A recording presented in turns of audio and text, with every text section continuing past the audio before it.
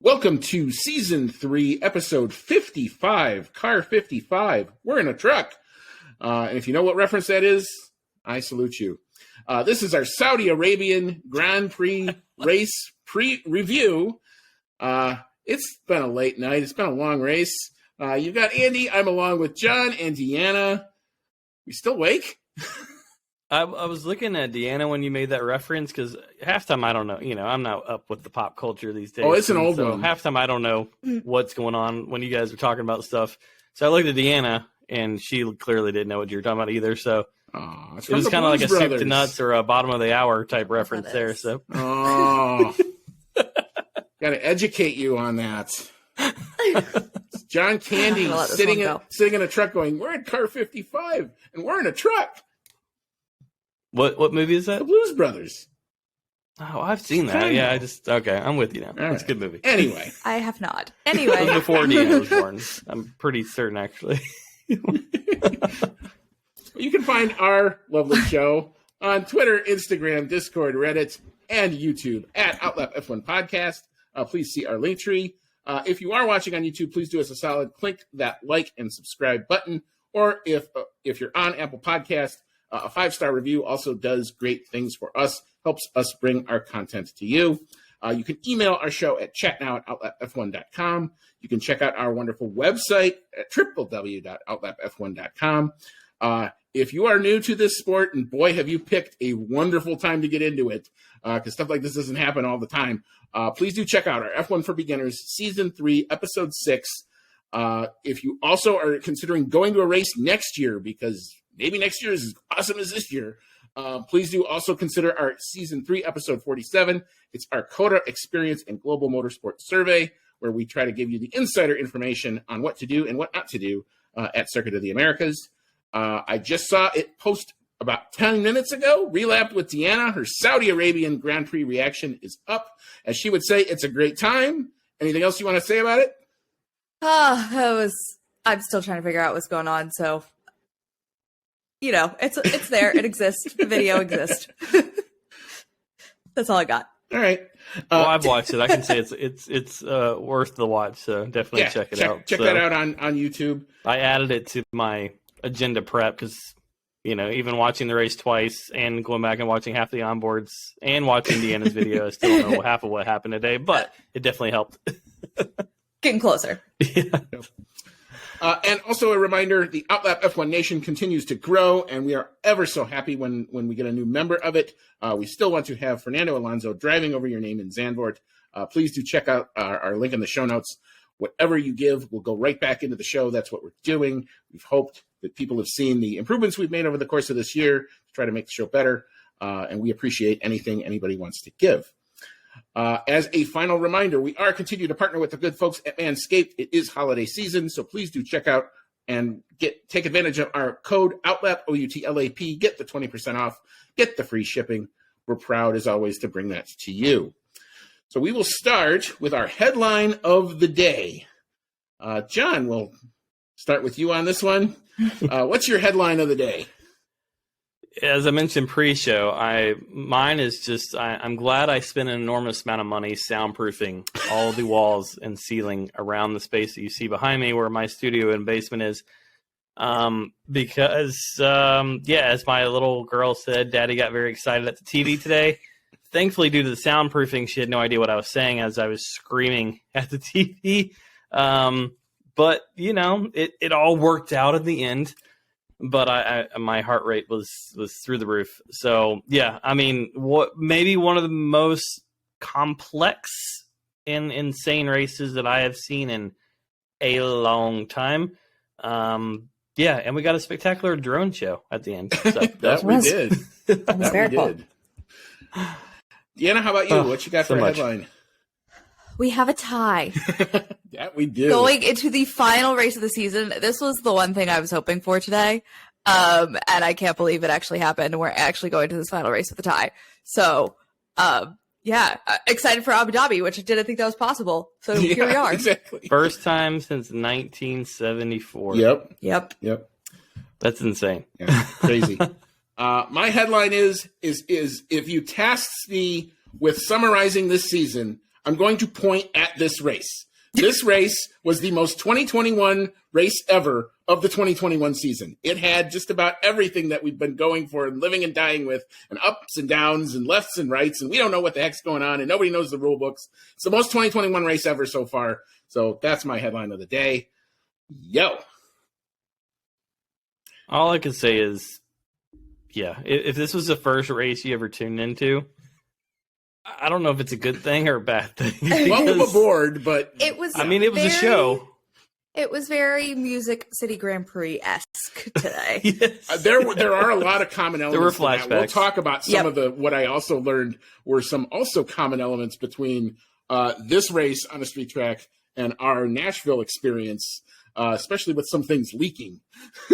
Yeah. And, before we get started, obviously we had a pretty significant wreck in the Formula 2 race this morning. I know we've got an update on one driver doing well. Anything on Fittipaldi? Has a broken heel. Okay. But they said his brother posted and said that he's doing a lot better than they thought he was going to be. So that's really great to hear. Yeah, after seeing, a 72 G impact. Why did I think gig tonight? It's just been, it's a No, that's all right. G, the other G word.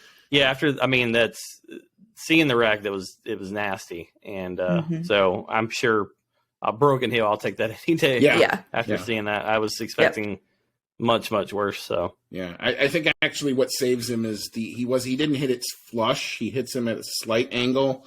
But yeah, I mean, Pocher, just in case no one has seen it, Pocher stalls on the grid. Enzo's coming up. Didn't know he was stalled, obviously, because there weren't any yellow flags or anything flashing yet because it's the start of the race, and they hit. The camera instantly goes away, so you don't get to see any aftermath, and they instantly went into the vamping mode of not really talking about what everybody wants to know. So it was scary in the moment, but luckily it looked like, reports would come out that, Pocher was giving us thumbs up. Enzo did give a thumbs up to the audience there too. But a very, very scary situation. We were lucky we didn't get anything similar. We almost had something similar happen in the F1 race, but it wasn't quite as extreme. Yeah. Thank goodness for that. It's the day started early and started rough. So Yep. It just kind of let in. It was just like It's been a stressful weekend. Yes, it really has. Yes, it has. But we did have a qualifying session. We actually had a very fun qualifying session on Saturday. So I will do my best to try to recap that for you. Going out of Q1 in P20 was Nikita Mazepin. P19 was Mick Schumacher. P18, Lance Stroll. P17, Sebastian Vettel. P16, Nicholas Latifi. Going through to Q2, but going no farther, in P15 was Carlos Sainz. He spun. I got corrected by this on Twitter, so thank you, everybody. He did, in fact, have damage on his rear wing. That did compromise the rest of the session. In your defense, Andy, Sainz didn't even know he had damage. I know. I had 4 screens going, and I didn't see it. It's basically just a slight kiss of the... and then he almost lost it again in the second hot lap he did. Ooh, Yeah. He had a couple of big moments there. Yeah, that he was complaining the car was undrivable, and his mother was there, so I felt bad, as a mother watching his son, doing that. That's got to be a scary moment, too.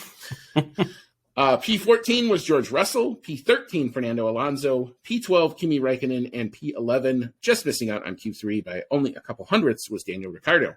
The top 10 from 10 to 1, impressive. P10 Antonio Giovinazzi, P9 Esteban Ocon, P8 Yuki Tsunoda, P7 Lando Norris, P6 Pierre Gasly, P5 Sergio Perez, P4 Charles Leclerc, very impressive for Ferrari, P3 Max Verstappen. He was on an absolute mega lap until he hit the wall on his last qualifying attempt in Q3. P2 Valtteri Bottas, and in P1 with a lap time of 1:27.511 was Lewis Hamilton. Thoughts on busy qualifying? Day. What did you guys think? That Verstappen lap. Yeah. It was probably near perfect until that final quarter, and they stuffed it in the wall. And God, you just kind of wanted to see it happen. I had a wild way to end it. Tweet queued. I was watching the timing. I was ready to hit enter, and then he hits the wall, and I have to quickly delete it all. I have to make sure I don't say Max takes pole, but Max hits the wall. Became the all caps tweet from our show account during that. But my gosh, talk about going for it and leaving nothing on the table. Yeah, nothing. Well, he almost hit the wall to begin with. He set a purple in sector 1 and sector 2, and he had purple mini sectors in sector 3. The wall, which was impressive. Yes, yeah. And then you could just tell that car was like right on the edge, which was just really awesome to see. But then, unfortunately, the Fernando Alonso too many reaction, sectors left.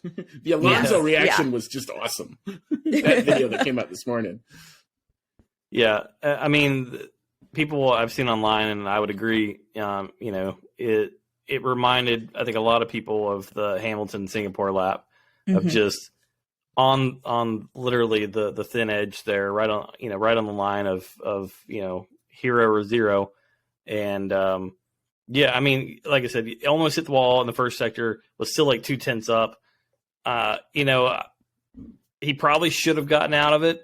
I think if he doesn't hit the gas at that last second there, I think he saves it. And honestly, at that point, he's so far ahead, he may actually even still potentially grab a pole. But again, sometimes youth and experience, are on opposite ends of the spectrum there. So, it's added to another page in the Max book of learnings today or this weekend. So he probably won't do that again. I don't know. I think when you're just right on the edge there, it's just such a fine line. And it was an impressive lap, to say the least. The hit reminds me very much of a classic Canada Wall of Champions type of hit, where you're just that knife edge, just one thing too far. But yeah, that was absolutely mega. By both Hamilton and Verstappen's qualifying laps, I thought were equally mega. I mean, obviously Max was way, way, way ahead. But we, unfortunately, we never get to see exactly how far that lap would have gone, but it made the qualifying end crescendo. So if you're not entertained by that, I don't know what else you need to do format wise. Hey, that's why we tune in on Saturdays, because I mean, low fuel, best tires, best drivers, best conditions. Go out there and just fling it as hard as you possibly can. No conservation, no anything. That's what F1 racing is all about. Unfortunately, it's turned into so much of a conservative game, on Sundays, a lot of times with, tire preservation and things like that. But yeah, it was a beautiful lap. I mean, it was insanely impressive. And I mean, were you guys surprised that they didn't proactively change the gearbox, just given the overall pace? I think they were going to try to do everything they could to make sure that thing was okay. And if Red Bull, especially here, it seemed the strategy just across the weekend was we're just going to put it out there. If it works, great. If not, oh well, because we probably weren't going to win anyway. Yeah. And I think the fact that they said that they were all had flashbacks to the Leclerc incident, they probably did as much mitigating circumstances as it could, or work on that car to try to make it work, and it did. So ended up being the right call for them. Yeah, I mean, in the grand scheme of things, I still think, if he starts P8, then I still think he's at the speed that he had. I still think he's probably right up there near the beginning, and especially with all the chaos that happened. Now, granted, you never know what's going to happen. Like, he could have gotten caught up in something, and we, hindsight's 20/20, but I was a little surprised, honestly, just because, if you have a DRF here, you basically just, drop the championship trophy in Hamilton's lap. I thought maybe they would go a little conservative, but I know that's not the Red Bull way in any from driver or team. There's zero that's not even in their vocabulary. So asset preservation, I don't think was anywhere within the Red Bull strategy camp today at all. So we're going to do something a little bit different tonight. We normally do our back markers and midfield and then podium. There was so much that kind of went through this race. We've kind of got a listing of what we think everything happened.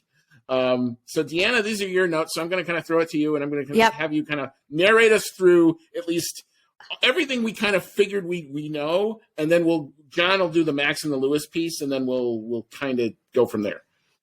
All right. So basically, overarching the race, here's everything that I think happened. I'm probably missing things, but we'll see what happens. So at the race start, actually, I was very shocked. Not much happened, other than a couple little incidents between Stroll and Russell and Tsunoda and Ocon. But we made it a full 10 laps before Schumacher, unfortunately, lost it and put it in the wall in turn 22. and that brought out a safety car. So full safety car. So we were on lap 10, people were deciding to pit early. And so of those, the people who pitted was Hamilton, Bottas, Leclerc, Norris, Stroll, Latifi, Alonso, Perez, and Russell. Also a little bit of drama there on the entrance to the pit, Bottas holding up Verstappen so he could do the double stack at Mercedes. That wasn't investigated later, but that was just one of the many things that happened today.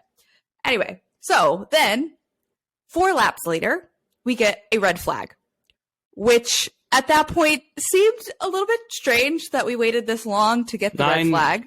I went back and watched it. 9 minutes after the safety car came out is when the red flag was dropped. And it wasn't the barrier, like, I'm sure they did repairs and everything, which is good, but it didn't look in a horrendous shape. So a bit of a strange time, but because of that, the people who benefited were the people that didn't pit, because under a red flag, you can change your tires and avoid a pit stop. So the people that benefited from that were Verstappen, who was leading the race at that point, and then Ocon, Ricciardo, Gasly, Sainz, Gio Tsunoda, Vettel, and Mazepin were the ones that hadn't pitted yet. So this seems to be the first real pivotal point or first thing that I think we should stop and kind of get into and analyze here. So like you said, the 9 minutes or the 5 laps or the 4 laps between when the safety car comes out and then we have the decision to make a red flag. When I saw the impact, I instantly thought that was going to be a red flag across the board, just based on the Leclerc incident from, back in practice, where they basically had to stop the session because you figured that it was going to take a really long time to clean up.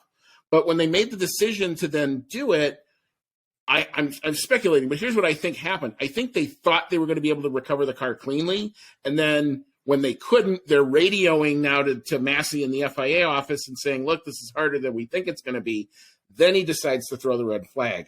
The problem is you've already had a round of these pit stops, and you've got the list of the people who, benefited and the people who suffered because of it. It's weird timing. I would have thrown the red flag right away and been done with it. That's what I think should have happened. Another thing to consider, and this was, I forget who it was who said this, but there weren't cranes at this track. It's a road course. It's Monaco-esque. There aren't the lifting cranes. So they literally don't have the time to get the cars out of the way like they normally would, or you would expect at a track like this. So a couple of different, I think, things that kind of came together. It proves to be, I think, really awful timing. But yeah, I mean, it's certainly a significant turning point in the race. Yeah, I'm still very surprised they didn't throw the red flag immediately, because they had so many of those incidents in F2 and the same corner, so they knew it was going to take forever. So either you just commit to that and commit to the safety car. The weird kind of pulling out in the middle is just not great. And then they created this whole big situation for themselves, which is strange. But I did also want to bring up, I tweeted about this earlier. So red flags this year, because everybody's talking about Max getting a benefit. He's certainly not the only one. No. But across this year, having this red flag rule, whether you agree with it or not, is probably the next place to go here. It's had pretty major impacts on this championship this year. So you started in Imola, Lewis loses his front wing, red flag comes out, he's able to pit or able to change that under the red flag. So doesn't have to pit to get that fixed. 2, in Silverstone, when he and Max come together, he has damage from that, probably would have retired had there not been a red flag. Hungary, again, Verstappen had damage that time, able to fix that under the red flag, probably would have retired. Again, though, just like 2 points there, but still, every point counts, we're seeing. Clearly. And then here today, Max gets a free pit stop. So what are the thoughts on, should we get rid of this rule? Is it okay? What do we think? I don't have a problem with you being able to fix damage. Where I have the problem with is giving everybody this effective de facto free pit stop, because if you're saying tires are basically the only really strategy that we're giving people, because you don't have time to make front wing adjustments, you don't have time to do any sort of aero bits, you're locked in prior to the race. So your tires are basically the only thing that you're really changing. Why you're benefiting 3/4 at least of the midfield, and then even the race leader, when it's a strategy decision, when that comes out, the race should just basically be suspended. and we should just pick up where we left off. If you were on old tires, well, guess what? You get to be on old tires now. Everybody can come around, add an extra lap to the safety car when they restart it, to let everybody who wants to come in, put whatever tires on, then go back to the grid after that, and go do your standing or rolling start. Yeah, I couldn't agree more. I mean, I'll be honest with you. It benefited obviously my boy in Imola, but if you go back and watch that episode, I think I was pretty clear on that too. I hate this rule. Absolutely hate it. I think it's like the only major form of motorsports that I'm aware of in the world that allows you to do this. Right. My favorite thing was Jimmy Johnson tweeting, being like, "This is a rule," which is funny because Nashville. Somebody tell the dude at the Daytona 500 that you could fix it under a red flag. Yeah, I've seen NASCAR drivers basically kick the side of their car under red flag conditions and get parked for the day. Jimmy Johnson in the IndyCar race at Nashville tried to adjust the wing. He had some damage, was instantly black flagged for the rest of the day.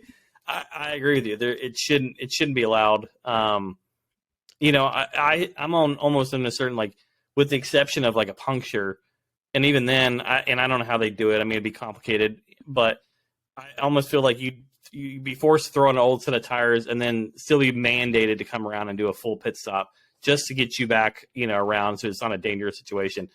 Other than that, I don't think you should be able to touch it. And maybe we'd have more retirements, but it's crazy. You see some of these cars that are basically almost completely rebuilt under, some of these lengthy red flags. And yeah, it's benefited Hamilton, it's benefited Max this year, but in the grand scheme of things, it's just not a way. And I was pretty livid today because it looked pretty certain there for a hot second that, Max was getting ready to take a commanding championship lead based on his pace, just purely based on waiting 8 minutes and 43 seconds to drop the red flag. So and it wasn't like every car and every engineer had this discussion. I know because I listened to Norris's radio. They had that discussion. They were saying, let's wait to see if a red flag comes out. And then when it didn't, that's when they made the decision finally to box.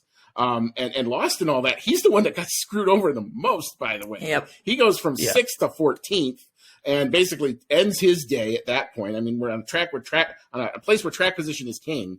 He's now way behind it.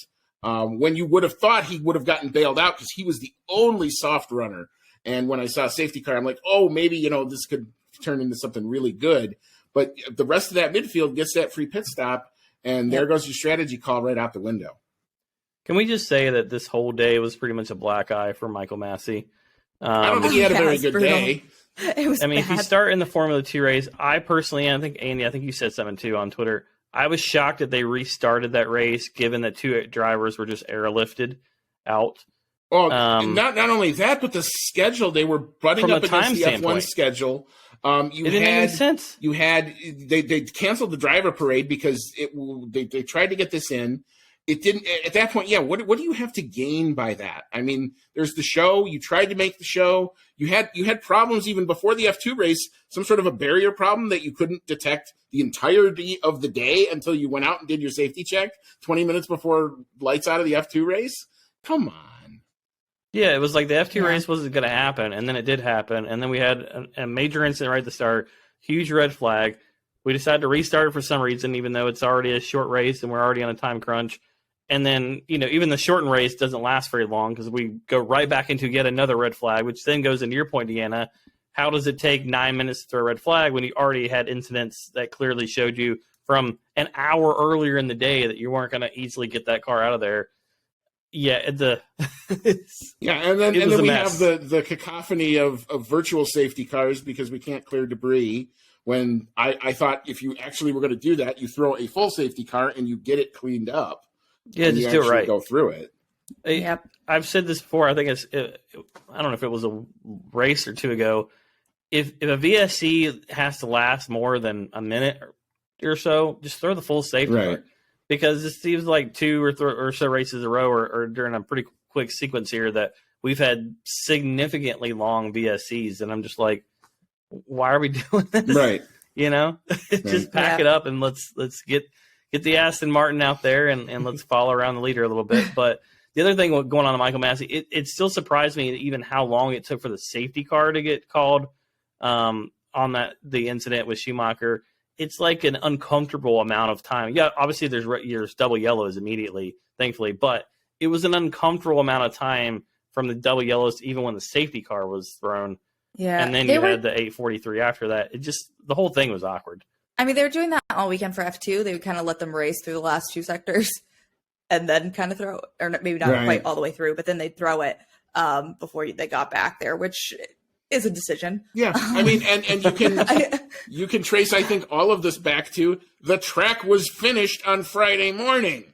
And so you didn't have those junior races that we talked about in the preview. It all, I think, stems from they put it together Friday freaking morning, and this is what you get. It's almost like we talked about this before. Oh, that's right, we did on Wednesday night. We were like, seems like a bad idea.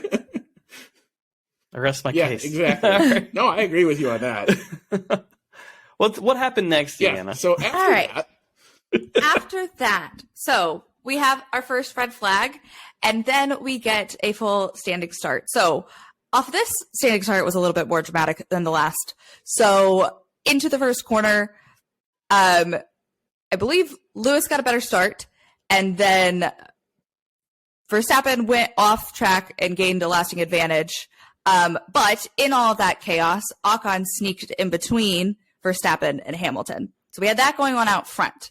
Then behind, you had Leclerc and Perez battling, and Leclerc kind of taps Perez. He just kind of got squeezed in between the wall and Perez and spins him. So Perez goes for a little spin, loses front wing, all that mess. And then behind him, because all of the cars kind of concertinaed up, Mazepin rammed into the back of Russell, and that was a very scary looking incident, and another one that we're very happy to have the halo. But so then immediately after that, we get red flag number 2. So under my next note is under red flag number 2 is when we had the debate about how are we going to switch back positions. This is another time we're going to talk about Michael Massey, but the end result was that Verstappen gave the place back to Lewis, but that put him down in third, and Ocon was starting on pole for the third start of the race. Yeah, and this is Michael, and I know they're broadcasting this stuff, and I don't know if under Charlie Whiting it ever was worded this way, but when you make it sound like you're negotiating, that's not how you referee. You're the referee. You have to say, this is what the call is, or I can take it to the stewards and you're going to lose. That's how you word it to Red Bull. That's how you word it to Mercedes. You don't do this back and forth. Honestly, to me, that's just crap. You have to be the leader. You have to be the one that's in control of that situation there. He clearly wasn't.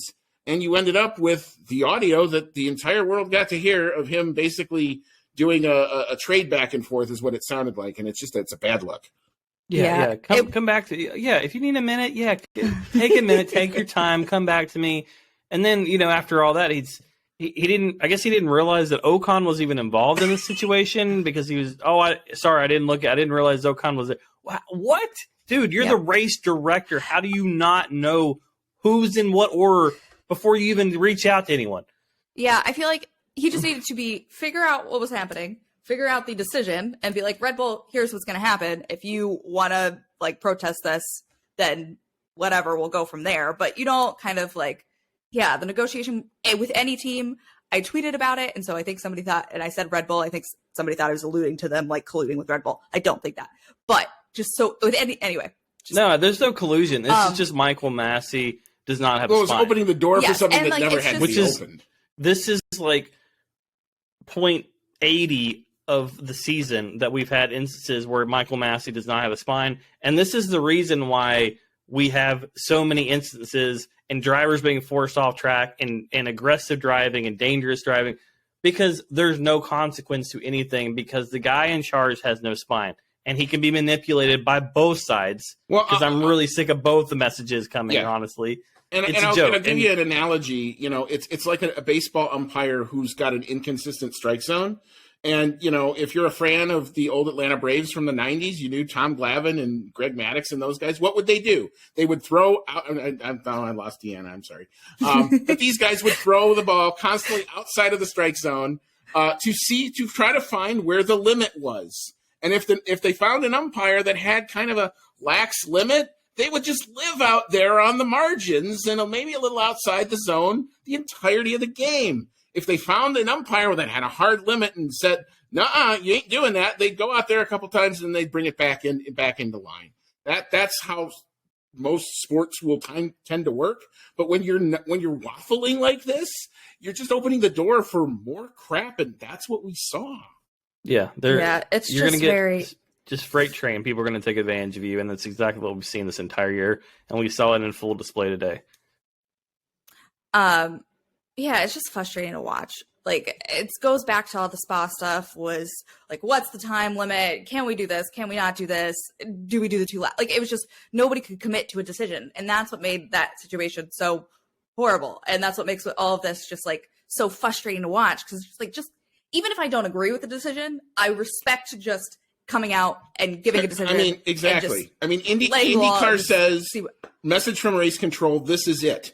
There may be 10 drivers that are really pissed off about that, but that's it. It's done. There's nothing else to be done at that point. And everybody just kind of, you know, I mean, we've heard Will Power go off on a tangent, you know, at the race in Detroit about, you know, how pissed off he was that, you know, he's leading the race and he couldn't cool the car down fast enough and then his engine blows up.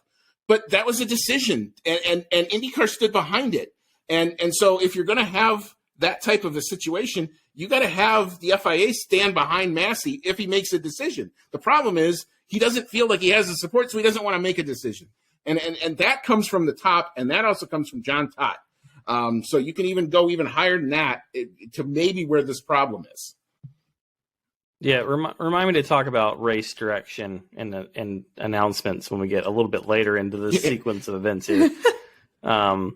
But yeah, I don't know. There's probably more to digest on that particular part, but we can probably get to yet another restart here. Yes. Okay, so our third and final restart of the day. So on this one, Verstappen kind of got the best start off the line, but Hamilton got squeezed in between Ocon and Verstappen and kind of had a little touch with Ocon. Ocon goes wide and gets ahead of Verstappen. He then has to give the place back to Verstappen, and then later Hamilton overtakes Ocon, and then they go off into the distance, and we'll get there in a little bit. But first, behind that, Tsunoda tried a little bit of an opportunistic move on Vettel and ended up with a 5-place penalty and without a wing. And so that led to our very first virtual safety car to pick that one up.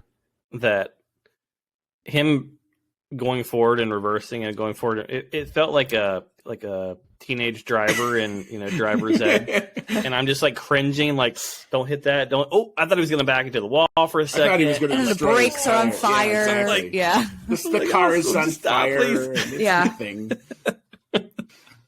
You can tell I'm a parent now because I'm just like, oh God, don't stop, please. But yeah, painful.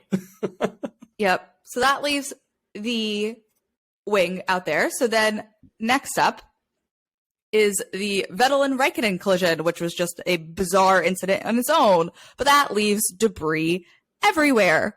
So and Aston Martin not pitting Vettel to clean that up meant that he would then continue to shed said debris for the next 10 laps. Yes. So then we get VSC number 2, and that was on lap 28.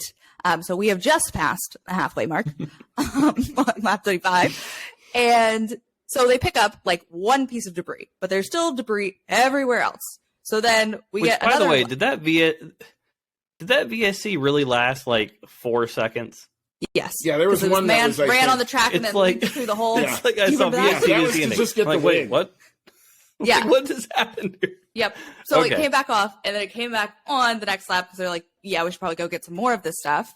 And I think this was one of the longer ones where this is where they should have thrown the full safety car because there's debris all over. I think it's like inside like turn 1, turn 2. And then there was some like around the outside of a couple corners. Like it was just all over the place. And pointy debris too. It looked like it would just kill tires. and like very like on curbs near racing lines, like not in great places. And this is at the point where they should have thrown the full safety car and just cleared it all up, because I think they were just getting like one piece at a time. So it took forever, and I still don't think they got everything. But so we kind of trundled around that for a while. And then get a few green flag laps in. Then Vettel loses even more of his car after those other couple incidents he was involved in. So on lap 36, we get our fourth and final VSC. So at this point, this is when Lewis had finally closed up to Max, and on this restart after the VSC, Lewis tries to overtake Max, and then it just leads to this bizarre incident. Both of them go off track, yes, but Verstappen's able to keep the position. And this eventually resulted in a 5-second penalty plus 1 penalty point on his license for Verstappen. And that then, I'm just going to keep going through all this while we're here. No, I mean, we're now into the fateful lap 37, yes, which basically, for all intents and purposes, really does decide the rest of the race from here. Yep. So we'll let you talk about it, and then we'll all react to the fun of lap 37. Okay, so then during this lap, Verstappen is told so they go along the lap, Verstappen's told to give the place back around turn 22, but to do it in the most advantageous way possible, or strategically. Yeah, they said, straight up, do it strategically. Yes. So that leads him to slow pretty significantly right before the DRS line. So behind him, Hamilton, at this point, has not been informed and does not get informed until after the collision. But he doesn't know what's going on. So he slows all the way down. Again, also probably trying not to give DRS to Verstappen. And so then it's just this weird incident. Verstappen slows. He's kind of in the middle of the track. It's a weird thing. He does, we find out later, break at this point, and Hamilton runs into the back of him. And post-race, Verstappen was given a 10-second penalty, just added on to his race time, plus 2 penalty points on his license. So that is just the general overview. So opinions. So the lap 37, part 1, I think is pretty much open and shut. Max clearly is going to get past in the DRS zone. He tries to do a mega defense. He goes off the track. He maintains the lead because of it. You can't do that. Have we seen that before recently? Has that happened before, where Lewis was trying to overtake Max and then ran 20 feet off track? No, but this was Max going off the track by himself. He wasn't guiding anybody. He wasn't guiding Lewis. That's true. Off the track. He just straight up, he was just legit missed his corner, just missing the corner. So unlike Brazil, where he just didn't turn the car. I think is much more open and shut. So on this one, 5 seconds, that's appropriate. That I had no issue with. The turn 27 part of lap 37, talk about a hot mess on both sides. Because you're basically instructing, Max is getting this instruction to let him buy strategically. You generally would pick one side of the track or the other to do that. He decides to pick the middle, so that's suspect in and of itself. Lewis kind of figures out what's going on, but figures it out a little way too late. And before, he has a real chance to react, he's into the back of Verstappen. Verstappen, I don't know if you would call it brake checking, but he definitely was on the brakes. So that did not help his case. And why the FIA didn't have that telemetry until after the race is another thing we can get into. But it's a violation. You can't do that. The question is then, what is the appropriate penalty? And here I think the FIA took an out because they had gone quite to the level of the Vettel thing from Baku in 2018. That's a stop-go. That's a 25-second time penalty. And now Max is in third place. They took the out. It wasn't as egregious as that. I thought Vettel ramming Hamilton was a little bit more of an important decision that was made. I think both penalties are ultimately where we were going to end up, but they should have made that call in the middle of the race. They shouldn't have waited till after. They shouldn't have had to wait till after. That's the problem. Yeah, and for those that aren't aware or have the question, I can 100% confirm to you that Lewis Hamilton has no idea what's happening until he's on Max's ass, because literally the second after they collide is when Lewis's race engineer comes on the radio and says, Max is getting ready to I'm going to allow you to overtake him. It was like, you couldn't have timed it any worse, honestly. And then Lewis is like, dude, I just hit him. Yeah. So to my point, that I mentioned earlier about remind me about the race direction. This is one of those instances where you see it in other forms of racing. I think, even like Formula E, I think does this. You can correct me if I'm wrong, but like when there's a race direction that impacts multiple drivers, there's like an announcement and it goes across the channels to the team simultaneously.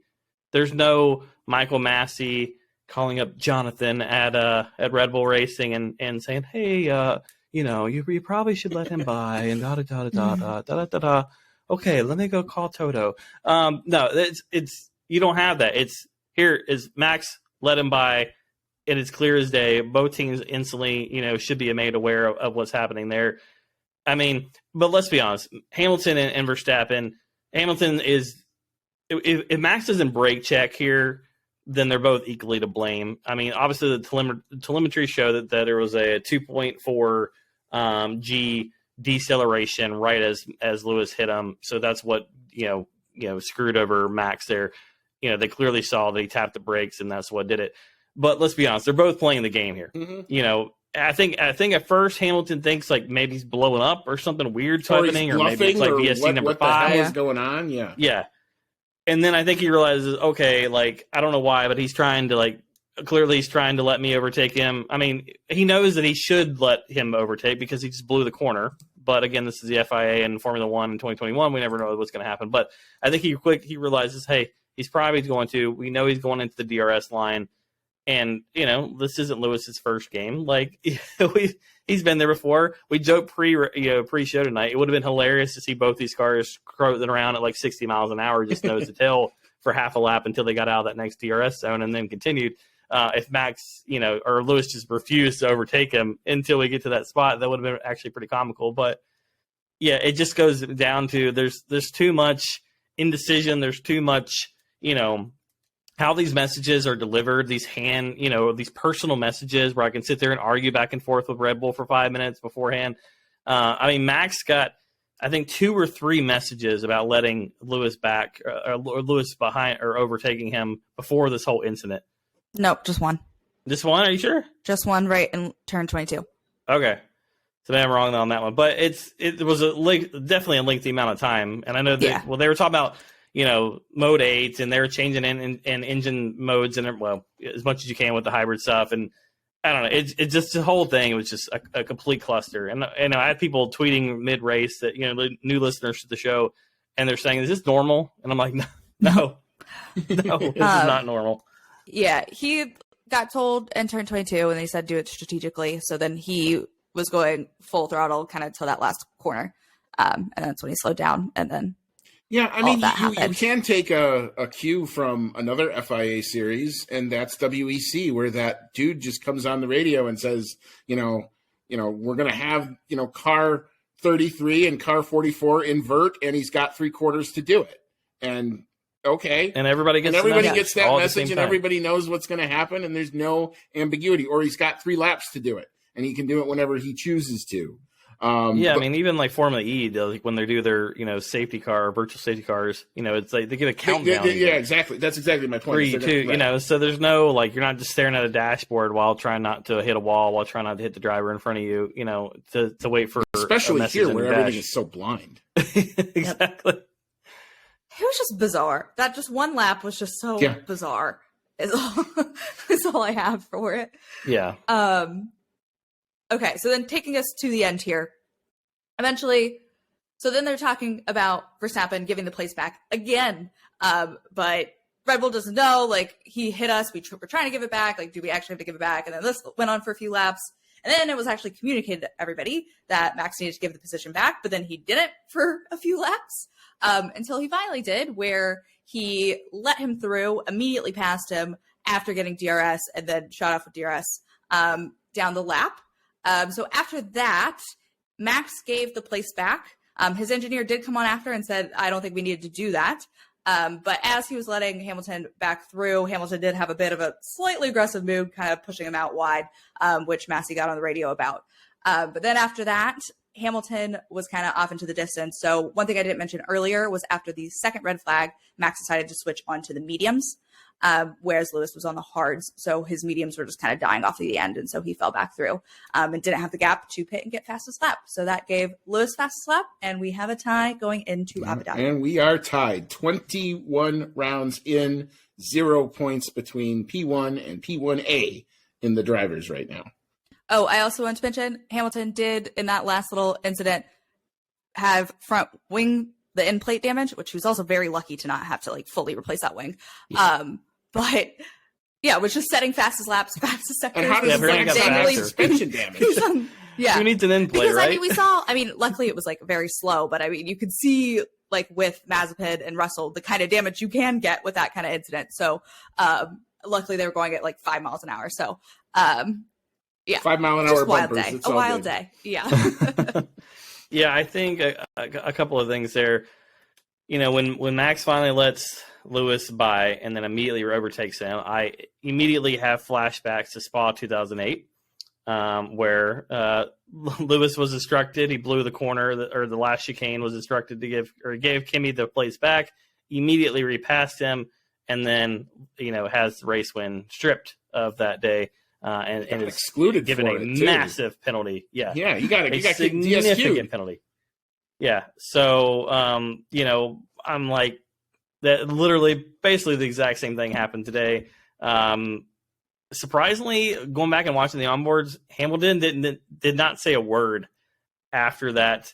Fact that, you know, I thought he would have been like, "What the f?" You know, nothing. And I think maybe he just knew, like, I don't know. Either he knew, hey, I'm going to get this guy anyways, or I'm just going to, you know, leave it on track or whatever.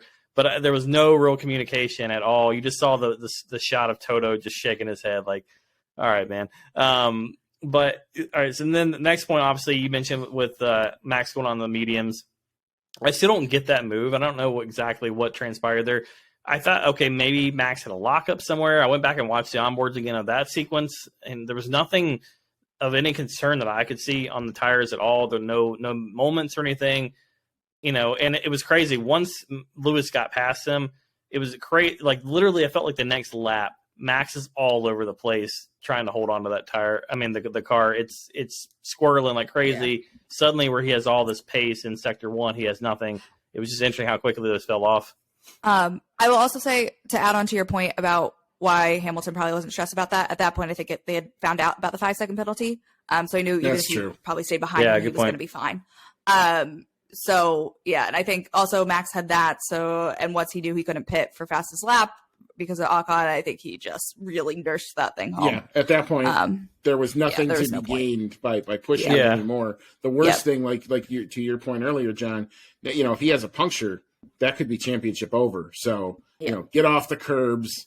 You've got the 23-second gap. You might as well use it, and that's, I think, effectively what he did. It was That's interesting. when I was like waiting for this race to happen. I was just like panicking internally. I was like, please don't like explode, like have a tire explode at the end here.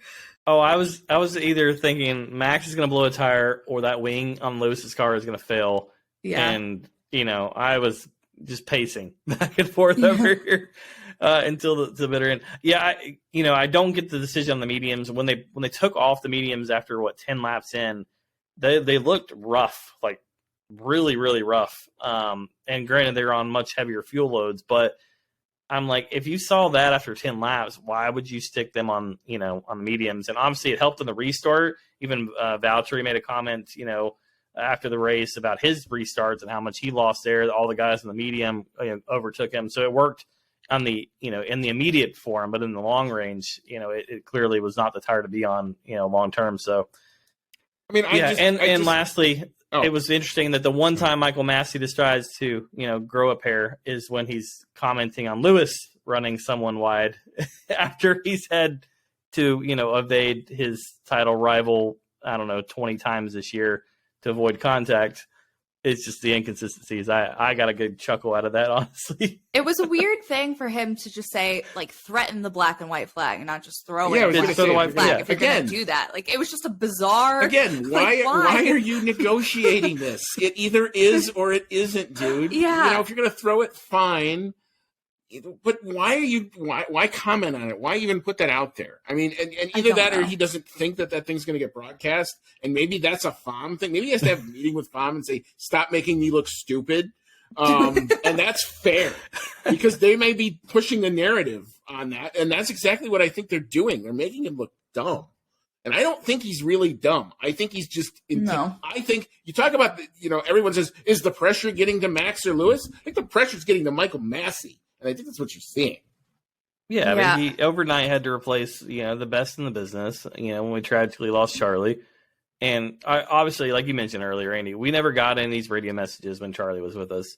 And who knows what happened. But from everything we've ever heard is that Charlie ran a pretty tight ship and had the respect of all the teams, that if Charlie says something, you didn't have all this, constant back and forth. Now, on any incident, you just wait for the little FIA radio pop-up box because something stupid is going to happen from one of the team or another. Right. And it just makes me hate all of them, honestly. Yeah. I'm like, please just shut up. I'll do a different analogy. If you watch a soccer game and you sometimes watch the refs, the good ones, will call the captains, the guys with the armbands, over and say, okay, look, whatever's happened to this point, stop it. Next one's going to get a card or something like that. He never does that. You never hear that. And again, that could be going back to your baseball analogy.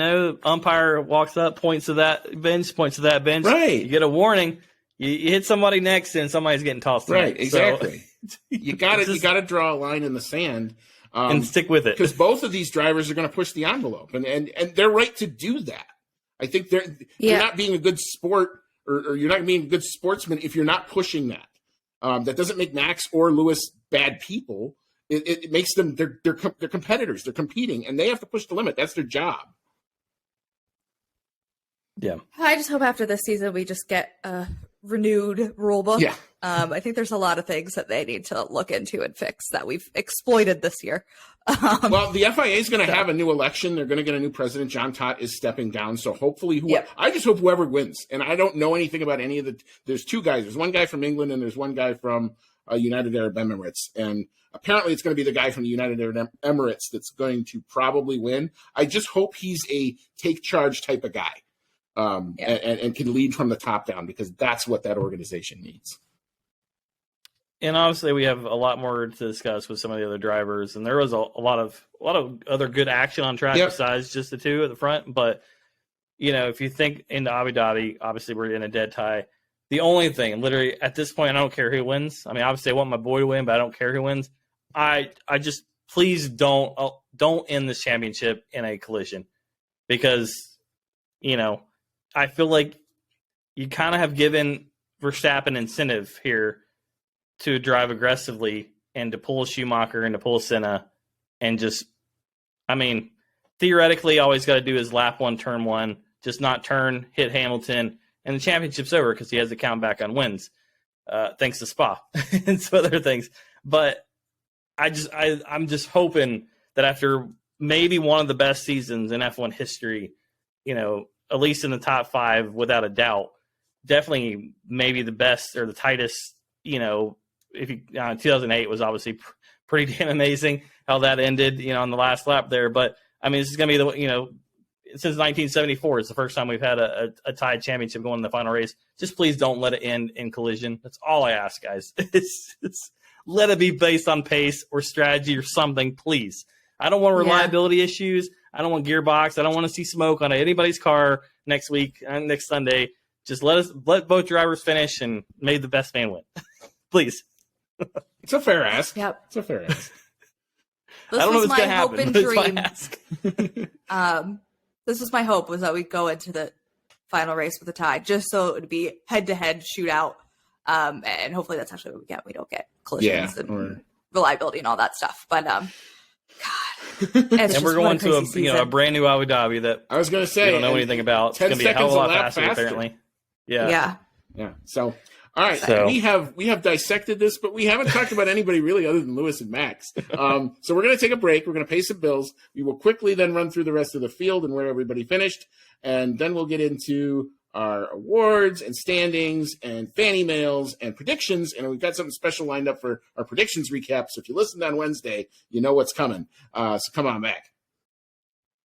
All right, welcome back to Season 3, Episode 55 of the Outlap F1 Podcast. This is our Saudi Arabian Grand Prix race review. You've got Andy, I'm along with Deanna and John tonight, and we've talked a lot about the front two, and we've gone through pretty much all the incidents, but there's a whole lot of other cars that we do want to actually give some shout-outs to with where they finished. So we will start kind of more now traditionally in our normal program with the back markers. So in P20, that was Mick Schumacher. He did not finish due to the crash on lap 7. P19 was George Russell. He did not finish. He crashed out on lap 15. P18 was Nikita Mazepin, another victim of that crash on lap 15. P17, Sergio Perez, again, crash on lap 15. P16 was Sebastian Vettel. He ultimately did not finish. He retired on lap 45 after discarding all of his debris. P15 was Kimi Räikkönen. P14, Yuki Tsunoda. He was one lap down. P13, Fernando Alonso. Bit of a disappointing day for Fernando, especially given the Qatari result. Thoughts, if anything, on the back markers? Yeah, I guess first starting with probably Tsunoda and Alonso here. Tsunoda, it was unfortunate to see because all weekend he looked like he had pretty good pace, and at times he was outpacing Gasly, which is not anything we normally see from him at this point. So it looked like, again, he was making a step, but then just the race came today. He had kind of came together a bit with Ocon at the beginning, then that incident with Vettel, and then just never recovered after that. So just kind of unfortunate to see there. And then also Alonso, just in comparison to Ocon, was just a brutal, brutal day. Yeah, he had an unforced spin that I think really ruined part of his race too. He did not hit anything. He managed to save the car, obviously, and come home. But he almost collected a Williams. Yep. Yeah, which is that terrifying. Yeah, I'm actually surprised there wasn't more into that, the whole, rejoining the track safely thing.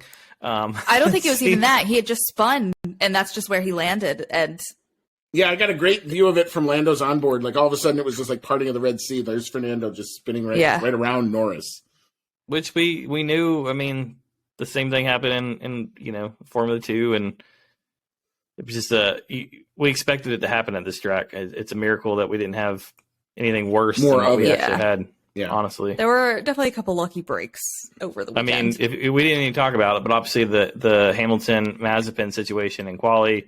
Oh God, that was Hamilton has no idea he's there. Mazepin's on a flyer as fast as a Haas can go. Well, he was 10 seconds, right? He was. They called it. And it was like Mazepin's 10 seconds back. I don't even think they gave him that. But part of the problem this weekend was, I think here and there they had issues with flags not being thrown, and just I don't think that Marshall crew was quite ready for the race. There are definitely some issues. There probably could have been more flags on the Potter Fittipaldi incident, and then the thing with kind of blue flags and the white flags for that incident with Mazepin and Hamilton. So I think there's just some question marks there as well. And you have the sun going down, and you can't really necessarily tell what flag it is. If it's a white flag, is it a yellow flag? Is it the slippery flag? I mean, again, it all comes back to the track was done on Friday. Yeah. That's what it keeps coming back to. I think lots of issues. I can definitely confirm that they did tell him that Mazepin was 10 seconds. But again, that was the last message that he got, and so I'm just happy that it wasn't anything. For once, Mazepin made a good move. I was going to say, as much as you want to dog on him, he made a nice move to save that. Ugly. Because that could have been very, very, very ugly. Yeah. And then just kind of while we're talking about the track in general, I think I kind of don't like that I like it, but I do kind of like the track. It's very different. It's a very thrilling experience. I just think there do need to be some safety improvements over the years, which hopefully now that it's actually built, that will happen in the future. But they have a whole 3 months to sort it all out because it's round 2 next year. Oh, right. Yeah. We just have Abu Dhabi. After the race, it felt like they put there was much more emphasis in preparing the light show and the pyro show and the drone show than there was the actual track. And and you get in the marshals. I heard somebody said that they shipped in a whole bunch of marshals from Bahrain to try to help train the crew. Which I wonder, was that a 30-minute crash course or something like that on Thursday night or something at dinner? I'm no telling what actually happened there. But yeah, I don't know, if you pick up this track and move it to another country that's not, a terrible place, it would actually be a pretty cool track. It's insanely narrow. I don't know how you build a track from scratch and still build it that damn narrow. I don't understand that one bit.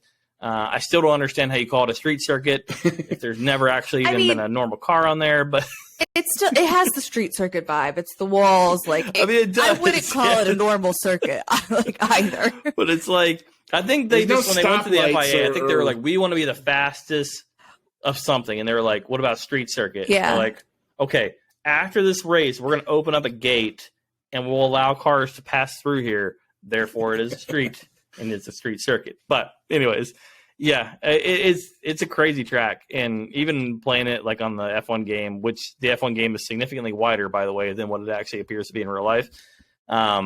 It's fun as shit to drive on. It's cool and it has a natural flow.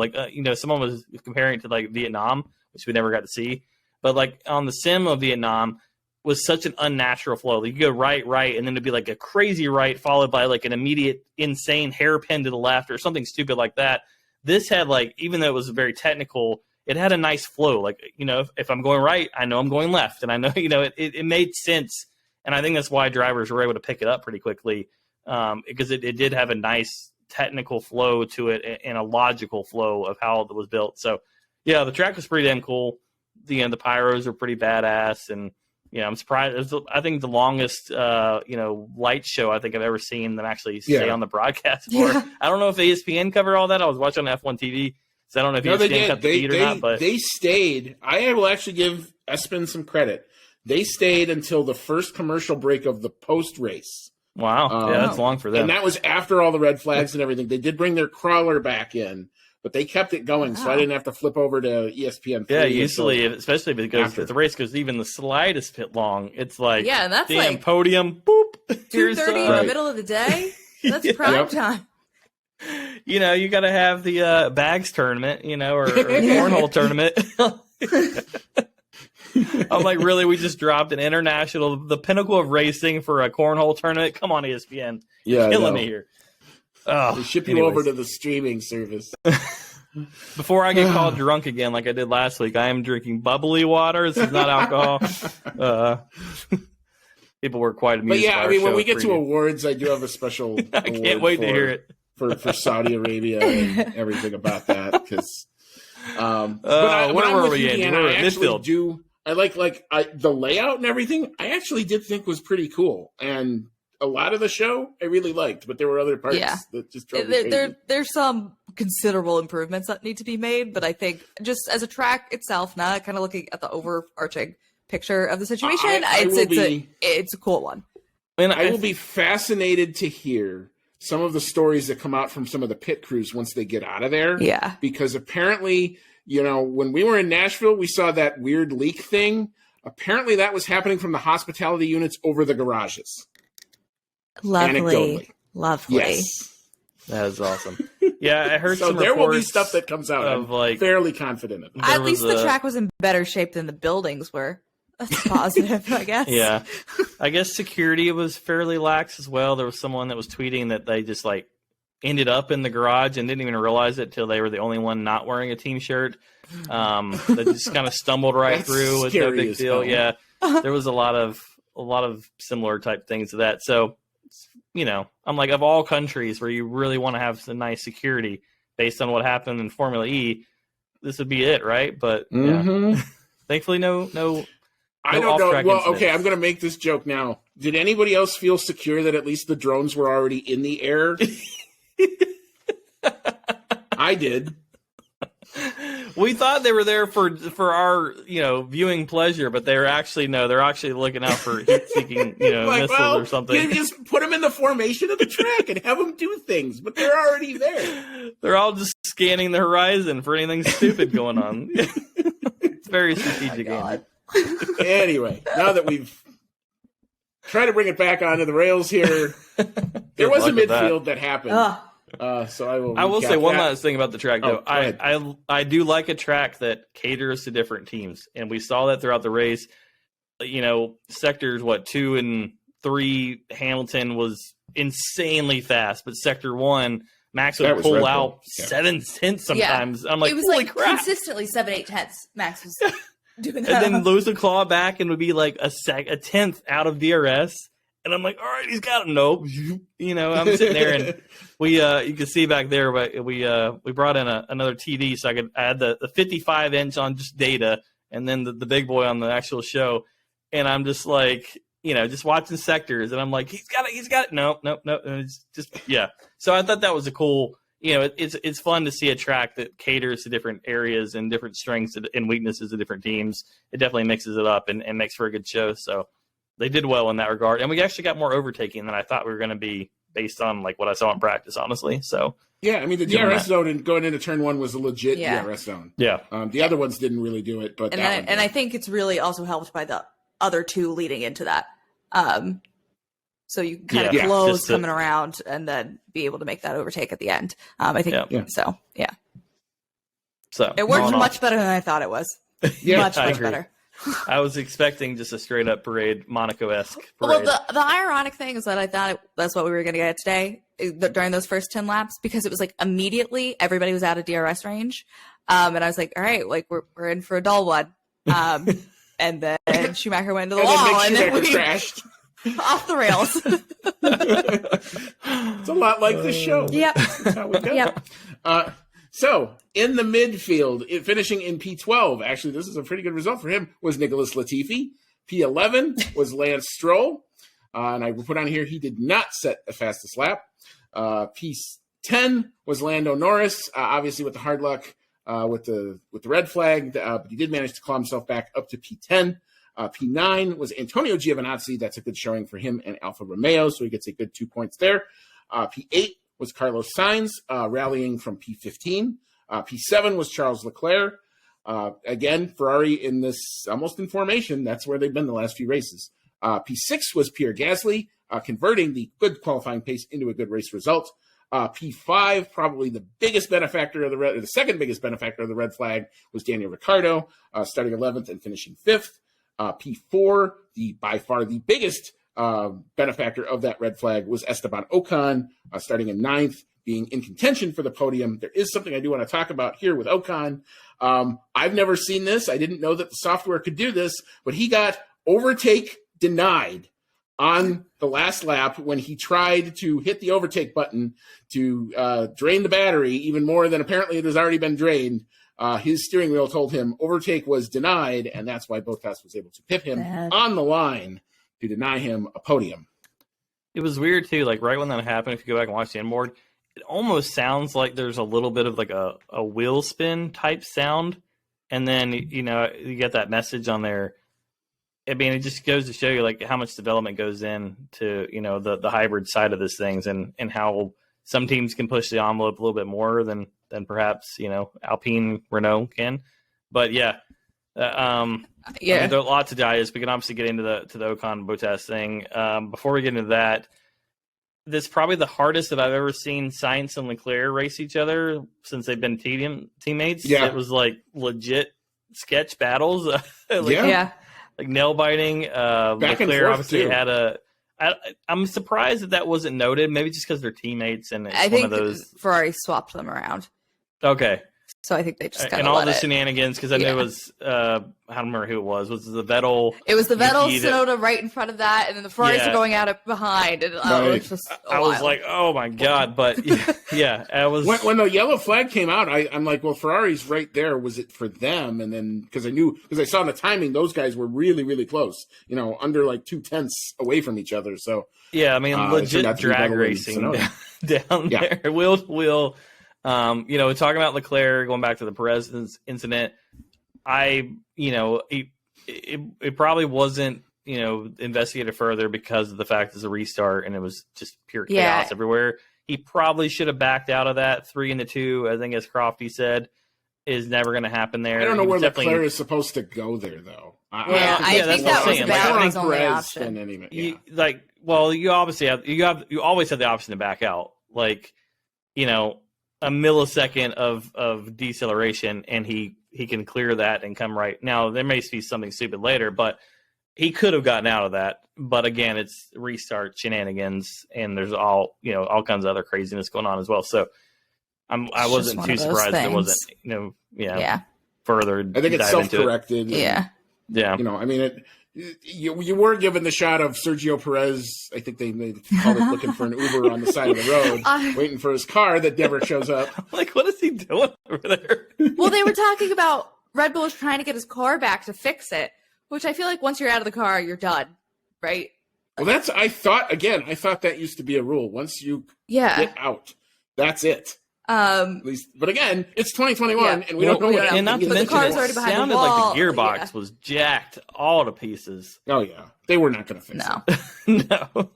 And if he does come out, he's going to be super compromised. There's no way. Yeah. Giovinazzi had a hell of a weekend. I mean, qualified well in a P10 in that car. Pretty damn phenomenal. Obviously, there was a lot of chaos, but I mean, like I said, better weekend than the guy who's going to be in his car next year. Graham Zhao had a bad F2 weekend. I think he's happy to be done with that track. There's a lot of good stories there. Good to see, Danny Rick, make a little comeback. Obviously, like you mentioned, heavily benefited by that. I do enjoy the Ricardo Bottas with Ricardo in front and Bottas in back thing that just keeps developing. No matter whether they're both in the front or they're both in the back, they seem to find each other. By the way, it was a weird flip to the camera angle, and I meant to go back and watch the onboard, but it almost appeared that the Bottas, I'm trying to remember, someone was being overtaken. The car that had DRS open appeared to be the car that was being overtaken based on the camera shot. I don't know what happened there. I don't know if you guys saw that. I do know Bottas and Ricardo. They went Bottas overtook Ricardo took it back, and then Bottas got Ricardo again. So that all happened. All we saw was the last quickly. Millisecond of that camera shot, of course, because camera angles were a whole nother discussion point. I think Ricardo got him back with DRS. Yeah, Bottas had, I think, DRS down the straight, and then Ricardo, once they got to turn one, towed it in and then took it back. Yeah, and kept it. So it was a switchback. I mean, all of a sudden I saw, where there's the move one, and I went, hey, Danny Rick got him back.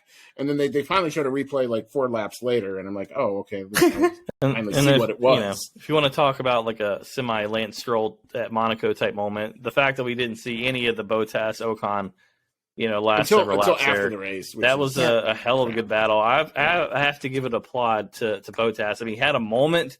A really, really big moment, I think, on the second to last lap where going into the final lap, into turn one, he went off wide, and then had to get back behind Ocon again, and then had to make the overtake at the end of that lap. So it was pretty.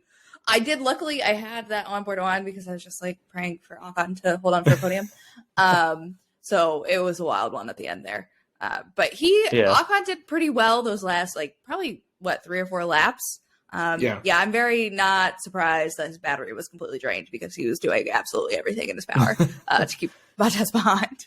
Yeah, but, that was the defending like a lion. Yeah. Kudos to both of them, though. They both drove hell. I mean, that's one of the best drives I've seen Bottas have in a while when he's, and if he's in traffic, he's usually a dead man walking. So. And he did your bit at the start. I mean, all the way back to lap 1. If you watch, an hour before the race, they're showing the last 3 instances where Max started behind Valtteri, and it felt almost like the equivalent of Valtteri putting his arm out and waving him by on all 3 instances. And I mean, for once, thankfully, it's a short turn into short run into turn 1. But they actually did an intelligent thing and covered off this the proper line this time. So. Yeah, appreciate it, boy. And I mean, it all didn't matter at the end, we flip-flopped it 10 times later, but at least the start was pleasant for me as a Mercedes fan for once.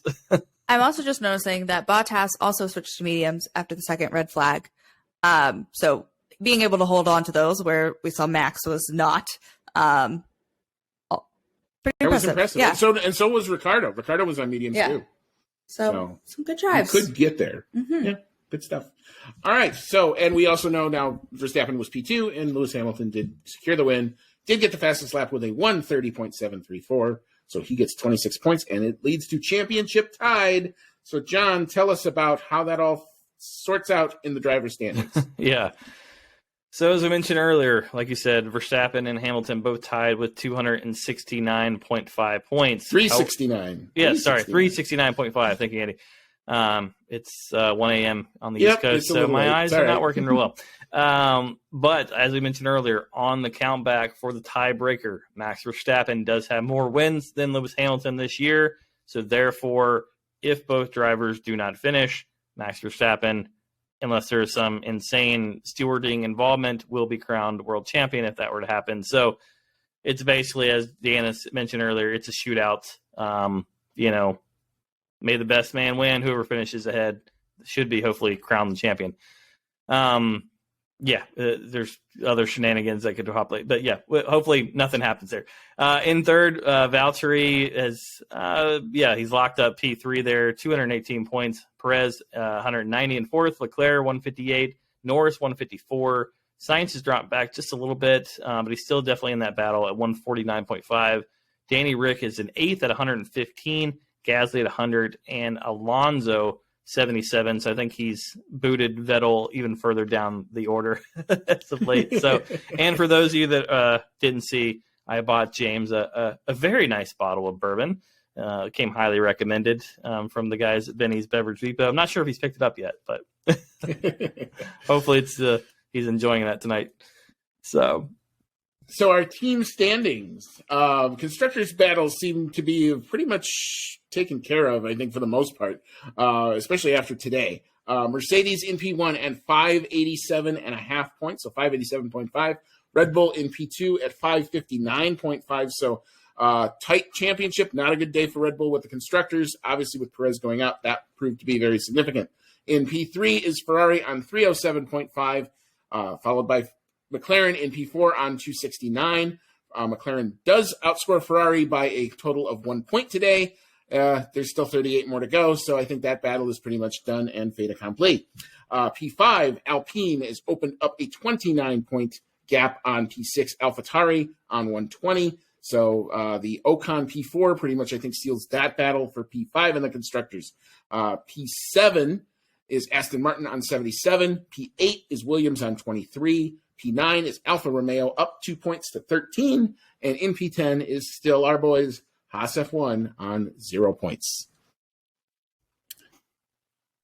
All right. So we did have a significant number of fan emails, and thank you everyone for sending those in. Deanna, you want to take us through them? Yes. So starting with Rachel Fleming, she asked, simple, Max or Lewis, one race left, who wins the title? I'm going to defer. Somebody else go first. I will go first. I've been saying you bet against Lewis Hamilton at your peril. I think he's found that other gear. I think today was another proof of that. Max is going to make it hard. He's not going to make it easy. But I think it's Lewis in a squeaker in Abu Dhabi. Yeah, based on the two very long DRS and the power of the Mercedes, if reliability is not an issue, Lewis Hamilton, with the exception of last year and battling, recovering from COVID, he's been pretty damn, dominant at this track. I would put my money, if it all was square, there's no collisions, no reliability issues, I would put my money a slight edge on Lewis, but I think you're probably going to have a 1-2 between one of these two guys, and, which will make for a hell of a good show next week, so definitely tune in. Yep. I can't make a decision on this. I just want to go Michael race. Massey. Okay, right. Deanna Massey over there. Okay, I'm going to go with Max. Do something different. There you go. Yeah. He had a good race here last year. Granted, some mitigating circumstances there, but we'll see what happens. Okay, so next up, Sam asks, what the hell is up with this making a deal? Is this normal? Why is Red Bull getting to make a deal, not Alpine or Mercedes? I would say making a deal should not be normal, but we're in strange times here with Michael Massey. I will have to say, I don't think this is like Red Bull specific about the deals. I think it's just the way Michael Massey kind of goes about his business. Yeah, I think it was just that you could have structured the conversation a lot differently than what he did. Yeah. And he comes off looking, I think, the worse for it, where you could have just said, the way I see it is Ocon 1, Hamilton 2, Max 3. If you have a problem with it, it can go to the stewards. Agree? That's all you have to do to frame that conversation. and he chose not to do it. So this is what I give you, Michael Massey. Yeah. Yay, they're working tonight. Oh shoot, I did twice. Yep. You get a double whammy, Michael. No, Yep. it's probably deserved after today. That's true. Okay, so next up, photo_GT97 asks, do you think Max is overdoing it with track limitations? And on a scale of 1 to 10, how stressful was this track? Somebody want to start? Yeah, I mean, I'll go for this one. And I think when you don't give Max a hard limit, he's going to continue to push the boundary, and that's what you're seeing. So until somebody comes down and says, this far but no farther, and that's his job to do. It's his job to push those things. That's when you're a race car driver, that's what you're supposed to do. You know, I talked about the picture earlier. You keep going out there, you keep throwing it a little bit farther more outside until the guy stops calling it for you. So yeah, I do think he's probably overdoing it, but I don't blame Max for doing that at all. That's what he's supposed to be doing. Scale of 1 to 10, how stressful was this track? I think to drive, it's probably a 9 or a 10. To watch, it was probably, I think, a 9 or a 10 from all over. But so that's my thoughts on the actual track itself. Yeah, stress level's a 10 for me. Yeah, I would put it at a 10 as well. I actually checked my heart rate at some point on my Apple Watch because I could feel it beating, and yeah, the anger was flowing through me. So it was a rather stressful day. Yeah. All right. All in all, fun. Okay, so next up, 18 Hutless says, thoughts on today's race. This has to be one of the best seasons ever of Formula One. Drama in every single race. I feel Max was out of line with the brake checking Lewis. It was confirmed by the stewards after the race, so no debate on Max's intention there. In terms of the Saudi track, it is bad fast, but some of the walls could be repositioned for the future, I feel, to make it a safer event. Once again, an F1 race has left me speechless in 2021. Also, shout out to Bottas. I guess he should be named in the photo finish Finn. Second time he has beat out a driver at the line, Stroll and now Ocon, all to play for in Abu Dhabi. Hey, 18 Hutless giving Matt Polanski a run for his money on the wordsmithing there. Very impressive. That's a darn good recap right there, dude. I like that. I mean, I think we agree. Like we could do. There certainly will be some tweaks. We talked about Nashville, like in our experiences there. We think next year there'll be some minor tweaks to that track just to make things a little bit easier, a little bit safer. I certainly expect. Granted, like you mentioned, Andy, we only have 3 months, and hopefully, this is procrastination at its finest is what we saw this year. So the glue can finally dry. Yeah, hopefully come about 36 hours from now, they're already working on whatever changes they want to make and get that done and solidified. But yeah, and like you said, another race that we're speechless at in 2021. I agree, has been a decade's worth in the season. I feel like. Jesus, yeah. So you never think it can get wilder, and then it just does. It just never stops. You said it was going to be a wild card. We didn't realize. I don't think any of us thought it was going to be this much of a wild card. All right. Next up, Rod G says, do you think the FIA and the stewards haven't wanted to impact the championship with a penalty, but by doing so have allowed these situations to escalate? I kind of tend to agree. For the most part, it does seem they kind of are very lightheaded, and kind of talking about Max earlier. If you don't give him a limit, he's going to just continue to push, which fine by that. But I think for me, I think there's been some questionable decisions by the stewards just throughout the year. But I think even outside of Max and Lewis, there's always has been and continues to be some questionable stuff. Yeah, consistently inconsistent. And I do think there has been, at least, I think starting with the Brazil precedent or lack thereof, however you want to call it, where unless it was egregious, they weren't, like you saw Michael Massey today not even wanting to refer it to the stewards. So he was trying to, put his own stamp on what he thought where the lines were. And obviously I don't think he did a very good job of it because we saw what we saw today. But there is the notion of, you get late in a season or late in the playoffs, and the rules tend to change. You see it in other sports. The one I can think of the most egregious that this happens in is hockey. You call it one way in the regular season, you get to the playoffs, and then it seems the rule book goes out the door, and unless you're taking a guy's arm off, they're not raising their hand for a penalty, because they're trying to have it be sorted out on the ice. So I think you've kind of got that same type of mentality going on here. I don't know that I like it. I would rather you just call it. It is or it isn't, let it be. Yep, couldn't agree more. All right. And finally, from Matt Polanski, he says, seriously, another red flag? Can you possibly get 5 laps in without crashing? Lewis Hamilton is at it, winning at a new track, the same way that one person always comments first in the comments.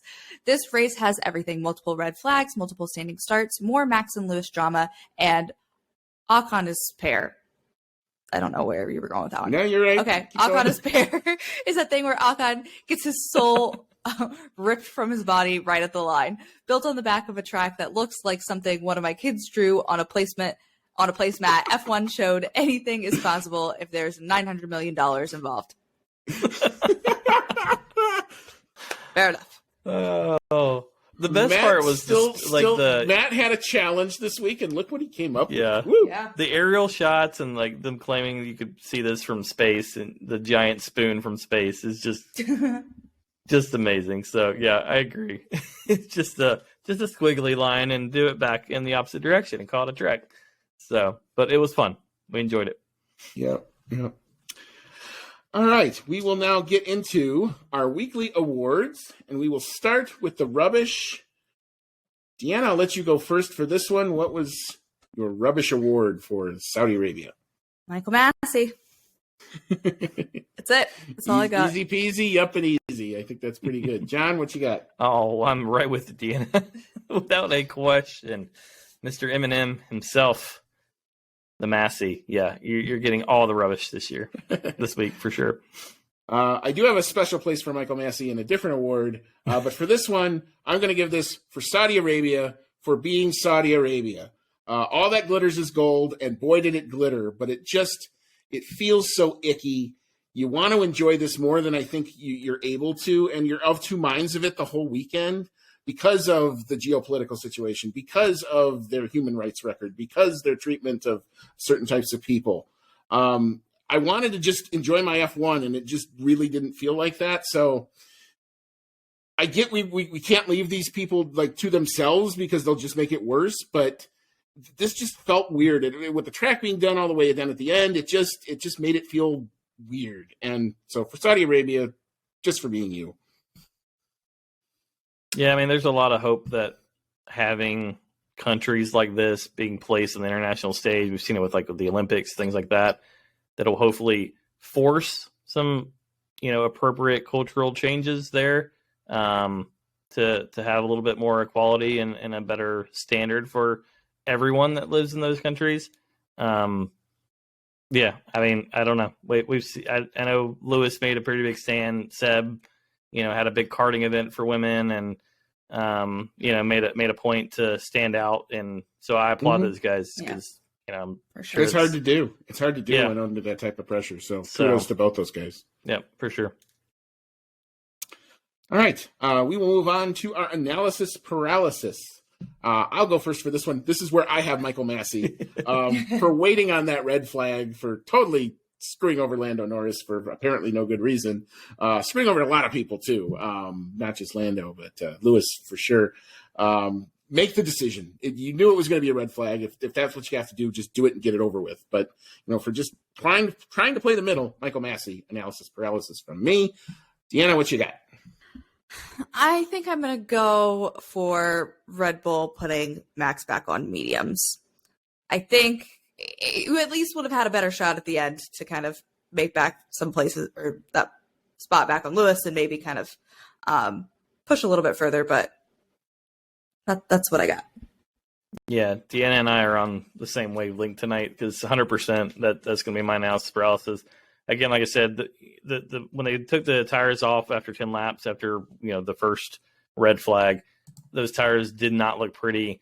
It was just really odd for them to put on another set of mediums, just given how much was left there. So I get why they did it, because they wanted that instant pace advantage. But in the big picture, I just don't, it clearly wasn't the best decision. And even if we hadn't had all the shenanigans, I still think Max, at the pace that these two were running, which is on a whole other level compared to the field, I still think Max runs out of tires at the end, even without the, brake checking and running in the back and all the games that we saw today. So, yeah, I think it's just a dumb decision by Red Bull. All right, very good. Dark Horse Award. John, we'll start with you on this one. What you got for your Dark Horse? Well, I kind of want to applaud Valtteri because he's not really a dark horse, but sometimes he feels like a dark horse just because. But yeah, I got to give it to Ocon. Clip there at the end, but yeah, I mean, made the absolute best of the situation. And Alpine's had a pretty damn good year. I mean, they've had some bad moments, but they've had some good moments too. Just more. They've had some really good moments this year, more than you would think. So yeah, been kind of cool. Deanna, what's your thought for Dark Horse? I haven't decided on this or my driver of the day yet. I guess I'll go with Bottas. Kind of coming back. He got screwed over a little bit with making the pit stop under the safety car, and then eventually made it back and got on the podium, which is what his team needed. Said, so, a Mercedes driver should never be a dark horse, but Valtteri feels like he puts himself in that category on many occasions, and today was not his fault. He got bad luck of the draw, but he did make up for it, which is more than I can usually say for him. So, and he got his elbows out a little bit, which is nice. Yeah, I will give mine to Esteban Ocon just because I thought he made the most of the opportunity that he was given. Would have loved to have seen him make the podium, and I feel really bad that you're pushing the button and you get overtake denied. I didn't know that was in there, so for that I feel bad for him. So Esteban Ocon for a good drive overall, though. Dark Horse of the day for me. And so we will move on now to our driver of the day. I will go first on this one. I'm giving it to Lewis Hamilton. Again, bet against that guy at your own peril. Just continues whatever you throw at him. I mean, today was broken wing. We've seen this guy win on 3 wheels. He's really, really good, and he's really super motivated to get this thing done.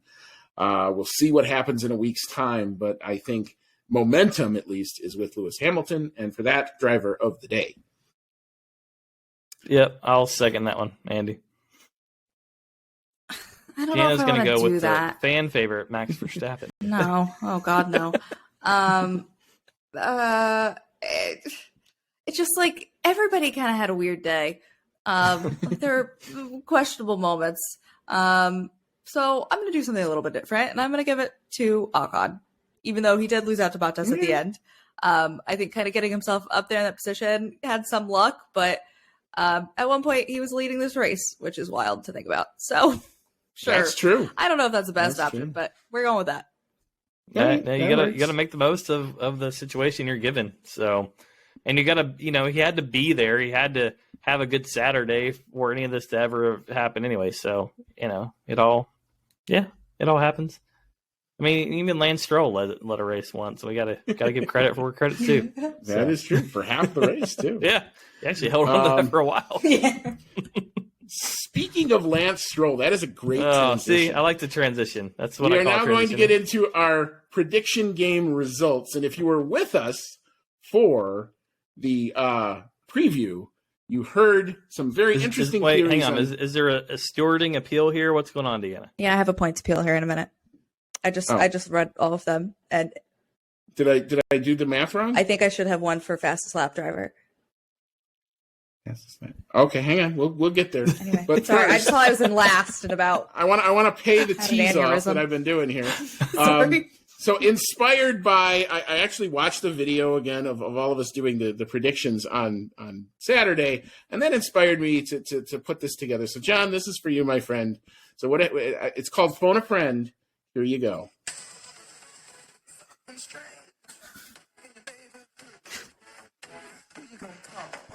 Lance Stroll.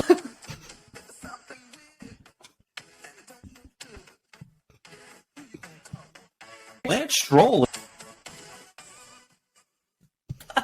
Wow, that's some of your best work. Great work, Andy. Great work, Andy. I applaud. You took a classic and We made it. That is an Outlap F1 podcast original. That is James doing an impression of John saying Lance Stroll, by the way. All I can say is, know that. I don't know how exactly it happened with all the editing, but the fact that the camera, the broad camera, immediately flips over to you, and after I say Lance Stroll, and the look of surprise in your face was pure priceless. I mean, it was amazing. I think, you know. I would also like to point out, so on the F1 website, they have a list of like the fastest laps and like the drivers. So out of all 20 drivers, Lance Stroll was the 14th fastest. He was behind Kimi Räikkönen, Nicholas Latifi, Tsunoda with all of his damage. I mean, So, just think it was a great race. choice. Great choice. You know, a pitted at the end for softs. Like, you never know what could happen. I also would like to point out, because you said you're picking between McLaren and Aston Martin, and the highest finishing McLaren I or let you Aston guys Martin actually was pick Norris that in 8th. So you were very, very close. Oh, see, like I said, when you're in the lead, you can take risks. You know, that's what it's all about. You know, a season's worth of work has gone in to allow me to make some entertaining, bold predictions. So I do it for the fans, honestly. So the results ended up pegging out as follows. John scored 4 points, 1 for the pole driver, Lewis Hamilton, and 3 for sweeping the podium. So good job there. I got 4 points, 1 for the pole driver and 3 for the podium. So I guess good job for me. That Valtteri's pipping Ocon saved my predictions. Deanna gets 4 points as well, 1 for the pole driver, 2 for the podium, and 1 for the fastest lap driver, as she had Lewis Hamilton. But James is the big winner of the day. He gets 6, 1 for the pole driver, 1 for the pole time, 3 for the podium, and 1 for the race time. So that now leads to an incredible, it's like the Drivers' Championship all over again. John, you're in the lead with 56, and then the 3 of us are tied, Andy, Deanna, and James, in that order on 48, and I'm saying that on countback based on people being on the podcast.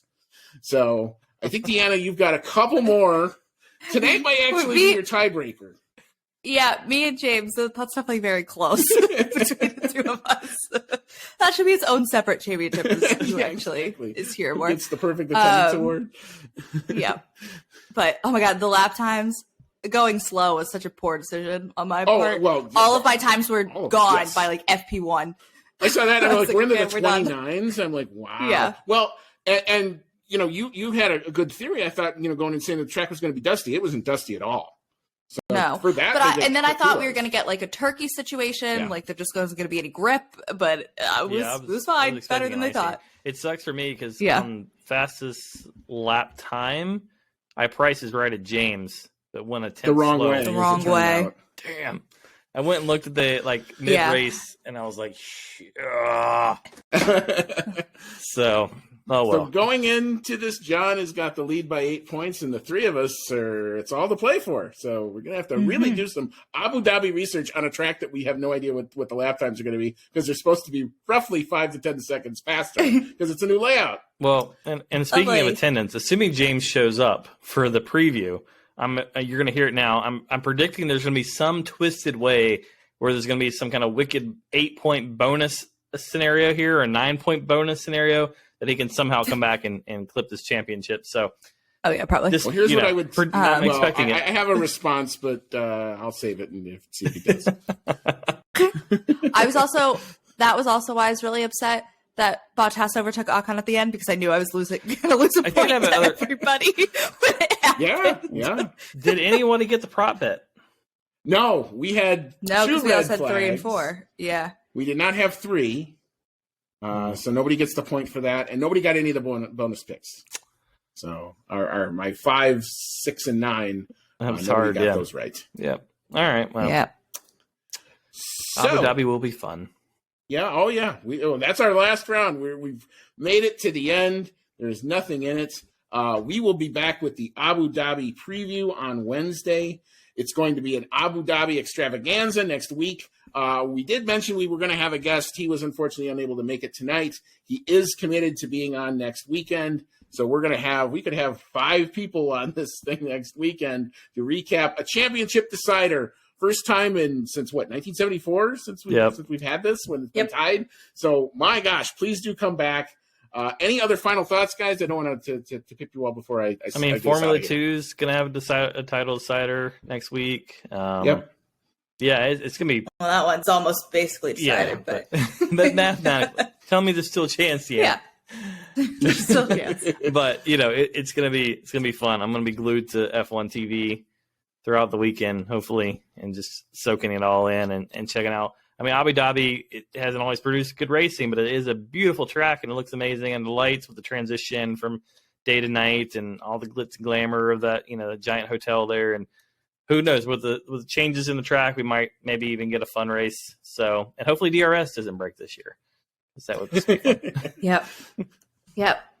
I'm pretty conflicted right now. I feel like I'm kind of tired. This season has been a lot.